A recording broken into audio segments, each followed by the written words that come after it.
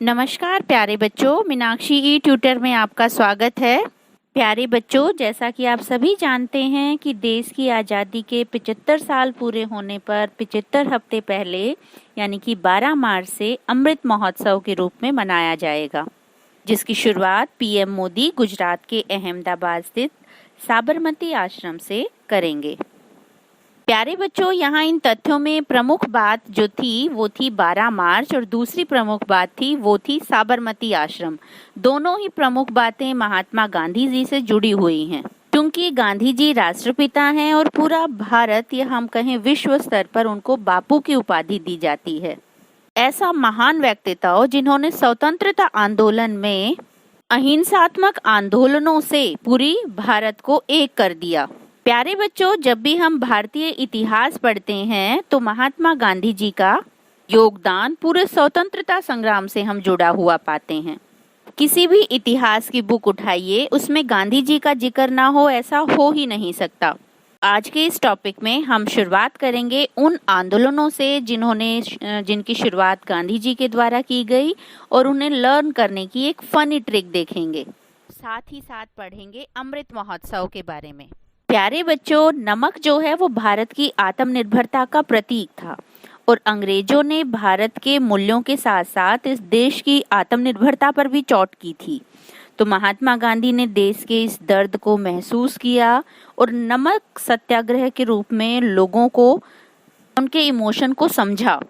हम बात कर रहे हैं 1930 की, जब भारत पर अंग्रेजों का शासन था और 1930 में अंग्रेजी शासन में भारतीयों को नमक बनाने का अधिकार नहीं था। उन्हें इंग्लैंड से जो नमक आता था उसका ही इस्तेमाल करना पड़ता था और इसके अलावा अंग्रेजों ने इस नमक पर बहुत सारे टैक्स लगा दिए थे।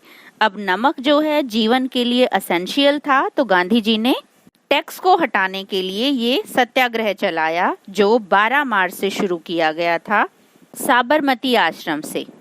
24 दिनों की पैदल मार्च निकाला गया, जिसे हम दांडी मार्च के नाम से भी जानते हैं, जो दांडी गांव में समाप्त हुआ। प्यारे बच्चों, इस तरह से गांधी जी ने दांडी जाकर नमक कर को तोड़ा और या खत्म किया और गांधी जी ने नमक को हाथ में लेकर कहा कि इसके साथ ही मैं ब्रिटिश साम्राज्य की नींव को हिला रहा हूं और यहाँ से शुरुआत हुई भारतीय स्वतंत्रता संग्राम की। हालांकि इसके बाद 8000 भारतीयों के साथ गांधी जी को गिरफ्तार कर लिया गया और 1 साल के बाद उन्हें रिहा किया गया, लेकिन तब तक परिस्थितियां इतनी बदल चुकी थी कि भारत जो है स्वतंत्रता के लिए इतना उत्साहित हो चुका था कि अब वो भारत को आज़ाद ही करवाना चाहते थे, या सभी हम कहें कि भारतीय इकट्ठा हो चुके थे और भारत को आज़ादी की खुली हवा में सांस लेने का प्रण करके बैठे थे। फिर धीरे धीरे वही स्वतंत्रता की चिंगारियां पहुंची भारत छोड़ो आंदोलन तक, जिसमें महात्मा गांधी ने करो या मरो का नारा दिया और अंग्रेजों को भारत छोड़ने के लिए मजबूर कर दिया। प्यारे बच्चों, इतिहास में बहुत सारी ऐसी घटनाएं होती हैं जिन्हें लर्न करना थोड़ा सा ट्रिकी हो जाता है और इतिहास में हमें बोरियत महसूस होने लगती है। इसी बोरियत को दूर करने के लिए अगर हम फनी ट्रिक का सहारा लेते हैं तो वो फैक्ट्स जो हैं हमें आसानी से लर्न हो जाते हैं। इसी ट्रिक का सहारा लेते हुए हम गांधी जी के द्वारा चलाए गए जो बेसिक या मूल आंदोलन है उनकी चर्चा करेंगे।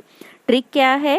असहनीय चोरी से सभी ने डंडे पर नमक लगाकर भारत छोड़ा।